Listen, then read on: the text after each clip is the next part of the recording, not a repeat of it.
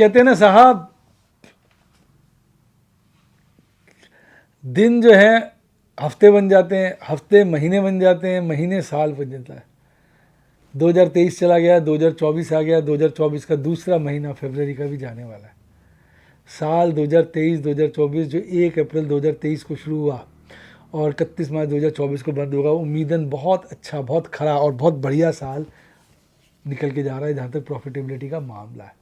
Life time high की profitability है, life time high का इंडेक्स है, पोर्टफोलियो बहुत बड़ा है, अच्छा मुनाफा दे रहा है, टैक्स मैनेजमेंट भी ठीक है, कैश मैनेजमेंट भी ठीक है, रिस्क मैनेजमेंट भी ठीक है, सब बढ़िया है। अब ये 2 दिन हैं फरवरी के जो चमत्कार दिखा सकते हैं। अच्छी पोजीशन से महीने को बड़े तरीके से काटा है। आपकी ओवरऑल क्या पोजीशन है, कमेंट में ज़रूर लिखिएगा।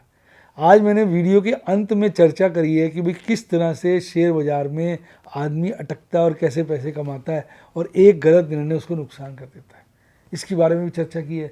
स्टॉक्स का थोड़ा बहुत हल्की सी चर्चा की है। पहले डिस्क्लेमर दे दूं कि मैं कोई रिकमेंडेशन नहीं देता हूं कि चीज़ को खरीदने और बेचने का। अपने रिस्क मैनेजमेंट के हिसाब से आदमी को ये निर्णय लेना चाहिए। तो बड़े दिनों के बाद कंप्लीट मूड में आज वीडियो बनाई है, सारी बातें, सारे एस्पेक्ट्स कवर किए और अब मैं सोच रहा हूँ लाइव स्ट्रीम भी चालू करने का।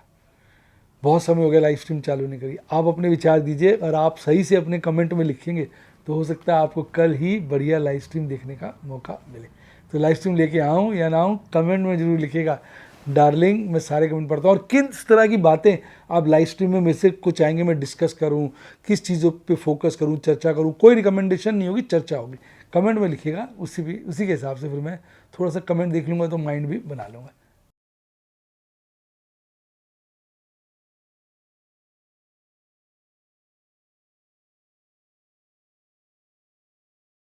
शेयर बाजार बहुत ही खतरनाक जगह है। यहाँ एक भूल ही फाइनेंशियल तबाही के लिए काफी है। मैं केवल एजुकेशनल वीडियोस ही बनाता हूं, मैं कोई बाय सेल रिकमेंडेशन नहीं देता हूं। चर्चा किए गए स्टॉक उदाहरण के लिए हैं और खरीदने या बेचने की कोई रिकमेंडेशन नहीं है। मेरा यह मानना है कि शेयर बाजार में निवेश किसी के कहने पर नहीं करना चाहिए, बल्कि अपने रिस्क एपेटाइट और जानकारी के हिसाब से करना चाहिए। सदा याद रखें, जिसने ली टिप उसकी हुई डिप। शेयर बाजार में निवेश जोखिमों के अधीन है। निवेश करने से पहले सभी संबंधित दस्तावेजों को ध्यान से पढ़ें। हाय गाइस, आपका स्वागत है आपके अपने show MKJ talks for investment इन हिंदी में।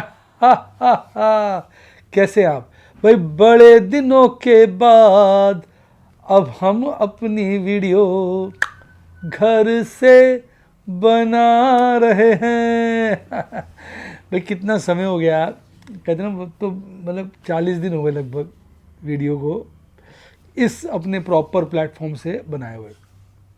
तो आज हम यहाँ से वीडियो बनाएंगे और अब आप जानते हैं कि हम आखिरी हफ्ते में घूम रहे हैं जब महीने की एक्सपायरी है। बाज़ार फुल टॉस तेज है, लाइफ टाइम हाई पर है, लेकिन कहीं ना कहीं बाज़ार में एक ना मचल रहे हैं बाज़ार। भाई अगर मैं आज थोड़ा सा पहले जिक्र करूँ कि किस तरह से अंतर्राष्ट्रीय बाज़ारों में मूड माहौल बना हुआ है तो थोड़ा सा आइडिया लगता है भी अंतर्राष्ट्रीय बाज़ारों में क्या चल रहा है। पर अपने बाज़ार जो है ना इस वक्त अपने हिसाब से चल रहे हैं। अंतर्राष्ट्रीय बाज़ारों से उनको कोई लंबी चौड़ा सरोकार नहीं है। रीज़न क्या है? क्योंकि हमारी अपनी एक्सपायरी है। अब अगर मैं बात करता हूँ आज किस तरह से एशियाई बाज़ार बंद हुए, तो सारे एशियाई बाज़ार हरियाली में बंद हुए। 2 इंडेक्स हैं जिनकी हम कमी चर्चा करते हैं। फिलीपींस का है PSEI कॉम्पोजिट, दूसरा है साउथ अफ्रीका टॉप 40 जो गिरकर बंद हुए। इसके अलावा सारे बाज़ार अच्छी हरियाली में बंद हुए। एक कॉस्पी साउथ कोरिया का जरूर थोड़ा सा अफसोसजनक है जो लगभग 0.83% गिरकर बंद हुआ। यूरोप के बाज़ारों की अगर हम बात करते हैं तो मिले जुले संकेत हैं, जहां एक तरफ लंदन हल्का सा गिरा हुआ है, मद्रिद हल्का सा गिरा हुआ है, स्विट्ज़रलैंड हल्का सा गिरा हुआ है, रशिया गिरा हुआ है, वहाँ बाकी बाज़ार हल्के फुल्के ही चढ़े हुए हैं।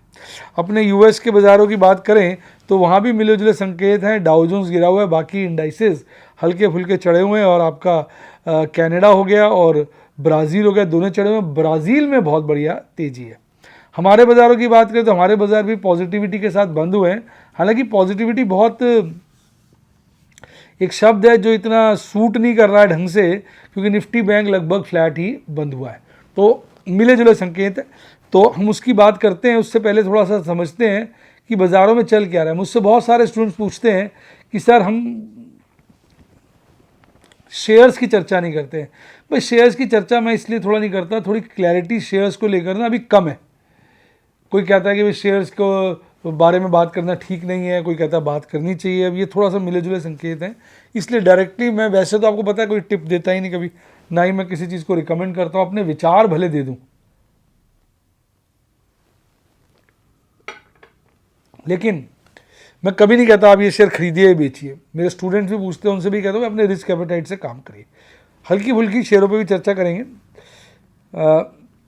चर्चा करेंगे, कोई रिकमेंडेशन नहीं है, पहले क्लियर कर दूँ। बाजार में अभी भी फियर का माहौल बना हुआ है। जो एक्सट्रीम फियर था उससे घटते घटते हम फियर पे हैं और बिल्कुल बाउंड्री लाइन पे है। 30 के नीचे आते हैं एक्सट्रीम फियर हो जाता है, 30 के ऊपर जाते हैं फियर हो जाता है। कहीं ना कहीं बाजार में भय है।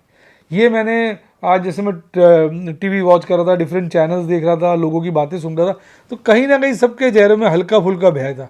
कोई खुल के नहीं कह रहा था कि बाजार में तेजी आएगी, तो कोई ये भी नहीं कह रहा था गिरावट बहुत आ जाएगी। यानी कहीं ना कहीं कहते हैं ना संकोच था किसी भी तरफ के कमिटमेंट का।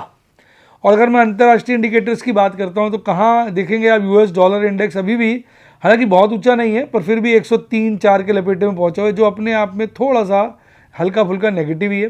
ब्रेंट क्रूड ऑयल 80 के ऊपर जाता है तो मेरे को बुरा लगता है। रुपया 83 के नीचे मुझे अच्छा लगता है। और आपका यूएस 10 ईयर ट्रेजरी यील्ड मुझे 4 के नीचे अच्छी लगती है। हालांकि ये अभी भी 4.272 है, अपने 4.3 के आसपास से तो खैर जो पीछे पीक बना रही थी उसके नीचे है। तो जो अंतर्राष्ट्रीय फैक्टर्स हैं थोड़े मिले जुले हैं, हल्के नेगेटिव हल्के पॉजिटिव, ना बहुत इंकरेजिंग ना बहुत डिस्करेजिंग। पर मेरा ये मानना है वर्स्ट इज़ ओवर। अच्छा, बड़े दिनों के बाद FIs का डेटा हम डिस्कस करेंगे। तो आज FIs ने बढ़िया बिकवाली करी कैश सेगमेंट में, 1500 करोड़ से ऊपर की, और स्टॉक फ्यूचर बेचे लगभग 1100 करोड़ के। इंडेक्स फ्यूचर जरूर थोड़े से प्लस किए। इसके अगेंस्ट अगर आप देखेंगे DIs ने एक ज़बरदस्त खरीदारी करी है 2861 करोड़ की। कोई विरोधाभास नहीं है, DIs ने मौके का फ़ायदा उठाया, गिरावट जो बाजार में बनी उसमें अच्छी खरीदारी करी, जिसके चलते 1352 करोड़ एक बड़ी खरीदारी नेट बाजार में निकल के आई है। बीच के दिनों का डाटा मिसिंग है क्योंकि कुछ तबीयत खराब होने की वजह से काफ़ी दिन तक वीडियो ढंग से आ नहीं पाई। आज सारा दिन अगर आप देखेंगे, अगर ट्रेंड लाइन बनाएंगे नीचे की ऊपर की, तो आपको तेजी के सुर साफ नज़र आएंगे।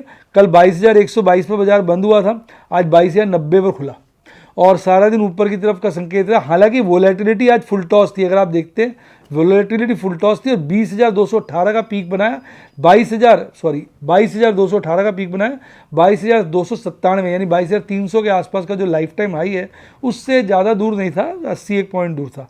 बॉटम जो बनाया 22,085 का बनाया। ट्रेंड आज के थ्रू आउट डे का अपर साइड पे था। अल्टीमेटली बाजार 22,200 के लपेटे में लाइफ टाइम हाई से जस्ट 100 पॉइंट के नीचे बंद हुए, 76 पॉइंट बढ़कर। चूंकि अगर आप देखेंगे बाजार अपने आज डेज हाई के आसपास ही बंद हुए। अगर आप कैंडल की बात करेंगे तो आप देखेंगे कैंडल जो है अच्छी पॉजिटिव कैंडल है और इस कैंडल को हम बोलते हैं बुलिश एनगल्फिंग कैंडल। हालांकि ये पूरी तरह से बुलिश एनगल्फिंग कैंडल नहीं है, क्योंकि आप देखेंगे कल की जो कैंडल थी उसका नीचे का थोड़ा सा हिस्सा ये कैंडल कवर नहीं कर पाई, पर ये बुलिश मारूबोजू कैंडल है। इसके नीचे की विक नहीं है, ऊपर की विक जो है वो बहुत बड़ी नहीं है, थोड़ी छोटी ही है। इसको बोलते हैं बुलिश मारूबोजू कैंडल। और जब ये तेजी के बाजार में उत्पन्न होती है तो ये तेजी की तरफ संकेत देती है, तो साफ बाजार में तेजी ही इस कैंडल को, ये कैंडल दर्शा रही है। पर चूंकि वोलेटिलिटी बनी रहेगी क्योंकि हफ्ता एक्सपायरी का है, और अगर आप MACD चार्ट पर देखेंगे तो बुलिश क्रॉसओवर तो बना हुआ है लेकिन उसमें बहुत मजबूती नहीं है। आप सारे हिस्टोग्राम देख लीजिए, हल्के फुल्के ही चढ़े हुए हैं और RSI रीजनेबली गुड है, 60 के लेवल पे है। तो अगर हम बात करें तो मैं यही कहूँगा MACD चार्ट पर बहुत ज़्यादा मजबूती नज़र नहीं आ रही है, पर कैंडलस्टिक चार्ट आज की स्पेशली कैंडल मजबूत है। RSI पे अगर आप देखेंगे तो मजबूती के चिन्ह साफ नज़र आ रहे हैं। आज का स्टार परफॉर्म था टाटा मोटर्स, इसने अपना लाइफ टाइम हाई बनाया। मेरे पास कुछ नहीं तो इसके 18-19 लॉट होने चाहिए। जब मैं 18-19 लॉट कहता हूं तो मैं टाटा मोटर और टाटा डीवीआर दोनों मिला के कह रहा हूँ। टाटा डीवीआर भी मेरे पास बहुत सारा है, उसके अगेंस्ट 70% शेयर मिलेंगे। अगर मान लो टाटा डीवीआर मेरे पास 10,000 है तो मैं मान के चलता हूँ मुझे इसके अगेंस्ट 7,000 शेयर मिलेंगे। तो मेरी कैलकुलेशन 10,000 के हिसाब से नहीं है, 7,000 के हिसाब से है, जितने टाटा मोटर के शेयर मिलेंगे। पर उसको मिलने में भी 7 से 8-9 महीने लग सकते हैं, क्योंकि कुछ समय पहले तक मैं पढ़ रहा था लोग साल तक की बातें कर रहे थे, पर उसमें भी अब काफ़ी समय बीत गया है। तो 8-9 महीने, साल भी लग सकता है, जल्दी भी आ सकते हैं, पर अभी हमारे पास इसके क्लियर कोई संकेत नहीं है। आज का दिन टाटा शेयरों के लिए अच्छा था, क्योंकि टाटा मोटर और टीसीएस दोनों ही भागे हुए थे। सबसे ज़्यादा स्टेक मेरा टाटा मोटर में है, और मेरे इसमें 9 पोजीशनें शॉर्ट हैं। तो और लॉन्ग में तो दबा के यार पता नहीं कितनी सारी पुट्टे बेच रखी हैं, अंतहीन। हालांकि अभी एक 940 की पुट मैंने स्क्वेयर ऑफ कर ली थी इसी महीने की, फरवरी की, तो दिल उदास हो रहा है। 18 रुपये स्क्वेयर ऑफ की थी, 20,000 रुपये आ जाते, ये तो काफ़ी तेज़ हो गया। उस वक्त लग रहा था काफ़ी नीचे आने का चांस था, पर ये देखिए कि ये जो करिश्मा है ना, ये हम नहीं पता लगा सकते। बाजार की बातें डार्लिंग बाजार ही जानता है। कैसा लगा डायलॉग कमेंट में ज़रूर बताइएगा।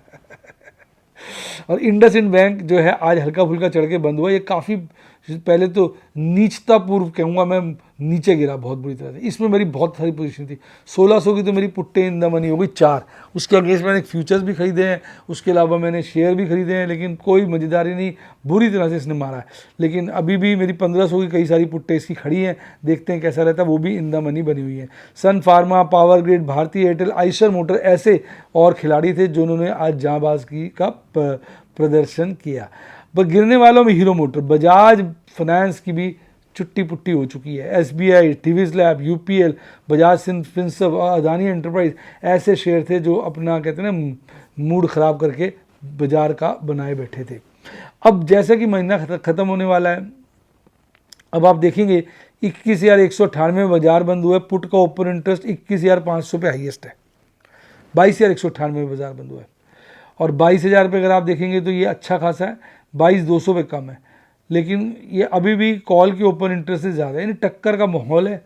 अगर मैं कहूँ बाजार इस वक्त मुझे झूलता नज़र आ रहा है, 21,500 का लेवल तो यार दूर है।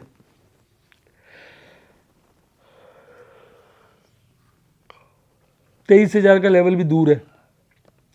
तो इस वक्त बाजार मुझे 22,000 से लेके 22,500 के लपेटे में अगले आने वाले 2 दिन में झूलता हुआ नज़र आ रहा है, क्योंकि ये वो लेवल है जिसमें बाज़ार ऊपर नीचे करके ऑपरेटर कभी किसी की बैंड बजाता हुआ अपना प्रॉफिट जो है निकाल लेगा।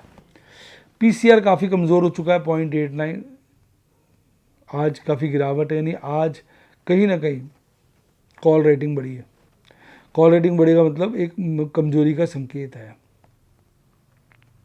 कॉलें ज़्यादा लिखी हुई हैं, पर अगर ऑपरेटर ने कॉलें खरीदी हैं अच्छे रेट पर तो कल बाजार खींच देगा वो। तो अब देखते हैं, 2 दिन बचे हैं। मुझे 2 दिन में एक दिन तेज एक दिन मंदा नज़र आ रहा है, फ्रेंकली बताओ। निफ्टी बैंक तो फ्लैट ही बंद हुआ है, 46,576 पे बंद हुआ था। आज खुला गैप डाउन ओपनिंग के साथ 100 पॉइंट की, 46,480, ज़्यादा नहीं होती है ये। उसके बाद थोड़ा भागा, फिर उसने बॉटम बना लिया शुरू में ही 46,324 का। फिर इसका ट्रेंड अगर आप देखेंगे तो थोड़ा अपवर्ड की साइड ही था, और यहाँ जाके थोड़ा सा इसने कंसोलिडेट किया। यहाँ पर इसने पीक बनाया 46,722 का, लाइफ टाइम आई से 2,000 पॉइंट दूर। 46,588 में बंद हुआ, 11.9 के बराबर बढ़कर बंद हुआ, ऑलमोस्ट फ्लैट ही कहेंगे। ये तो बाद में मैं बता रहा हूँ इंडसइंड बैंक ने इसकी इज्जत बचा ली, अदरवाइज ये गिर के ही बंद होता। इंडसइंड बैंक काफ़ी लास्ट में तेज़ी के साथ बंद हुआ। Federal Bank, AU Small Finance, ICICI bank, bank of Baroda, Kotak Mahindra जो है हल्के फुल्के तेज थे। दिग्गज बैंक जितने भी थे वो, जैसे आपका एसबीआई हो गया, एचडीएफसी बैंक हो गया, एक्सिस बैंक हो गया, ये सब गिरकर बंद हुए। तो बाजार में निफ्टी बैंक में उतनी पकड़ नहीं है। इवन आप चार्ट पे भी देखेंगे ना, निफ्टी बैंक जो है फिर एक तरीके से देखिए आप ए शेप फॉल बना रहा है। हालांकि अभी अच्छी बात यह है कि upper half of middle Bollinger band में नहीं, upper half of Bollinger band में 2 पार्ट होते हैं ना, अपर हाफ ये होता है और लोअर हाफ ये होता है। अपर हाफ के अंदर कैंडल है, लेकिन कैंडल का ट्रेंड 5 दिन का लगातार आप देखेंगे डाउनवर्ड है। आज कैंडल जो है सारा दिन 50 डेज मूविंग एवरेज के नीचे काम करा है उसने। 200 days moving average Bollinger band के लोअर बैंड से कोइंसाइड कर रहा है। तो इसमें अभी भी चिंता के संकेत बने हुए हैं, बहुत ज़्यादा इसमें मज़ेदारी नहीं है।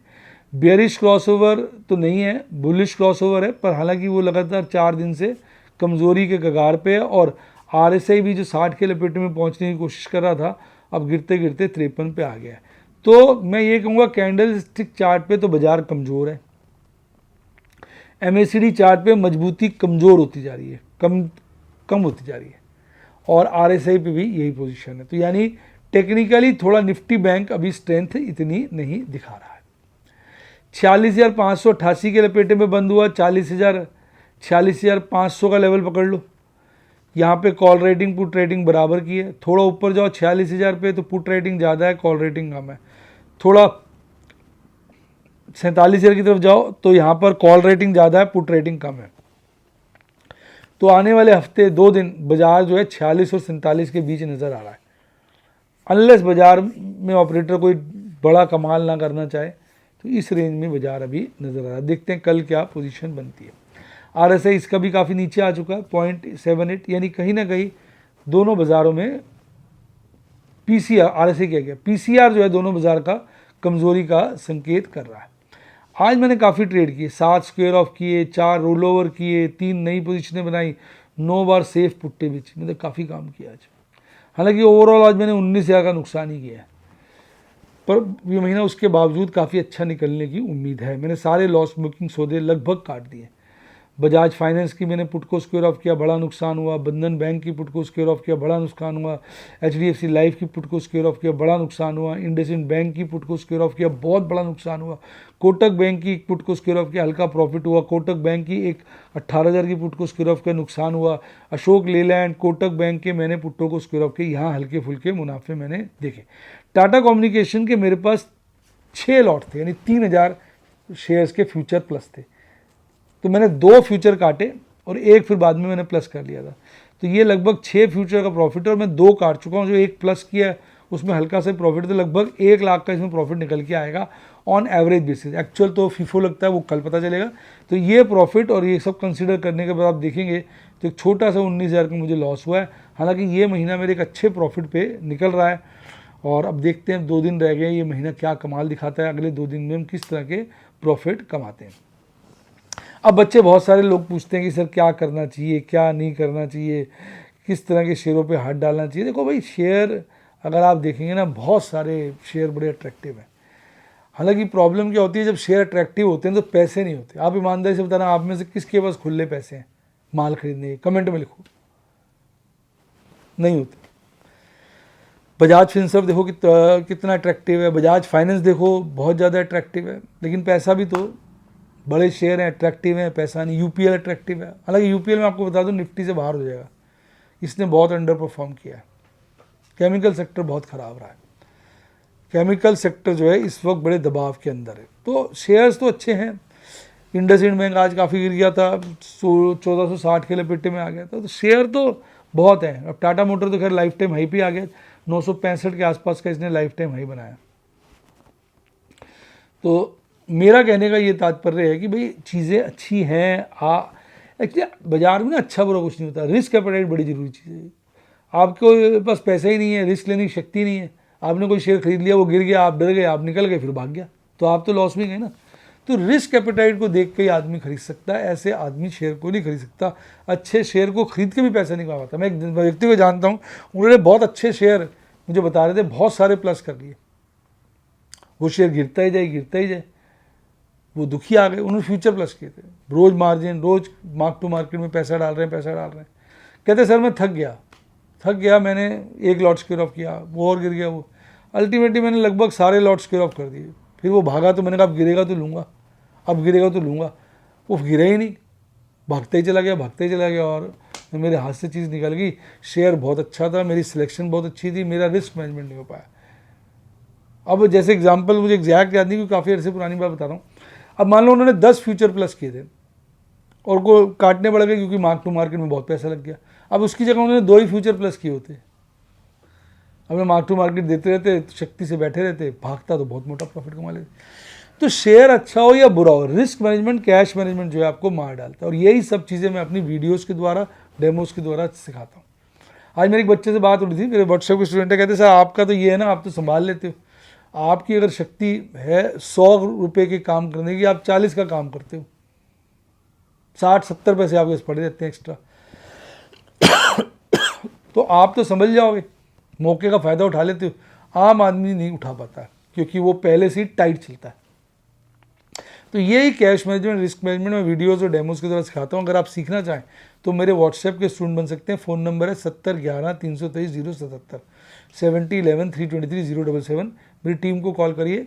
यूट्यूब का स्टूडेंट बनना है तो मेंबरशिप सेक्शन में जाके बनिए। अगर डीमैट अकाउंट नहीं है आपके पास तो उसको जरूर खुलवाइए, लिंक डिस्क्रिप्शन बॉक्स में उससे खुलवाइए, या मेरी टीम को 7011-323-077 पे कॉल करिए।